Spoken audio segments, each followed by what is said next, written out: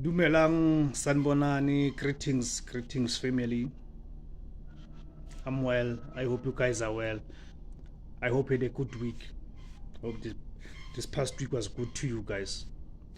Guys, we're still continuing with the basic conditions of employment.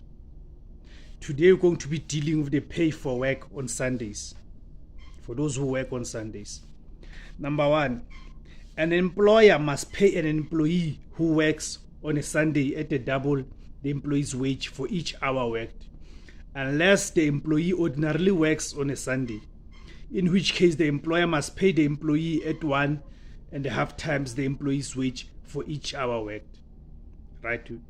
Number two, if an employee works less than the employee's ordinary shift on a Sunday, and the payment that the employee is entitled to in terms of subsection 1 is less than the employee's ordinary daily wage,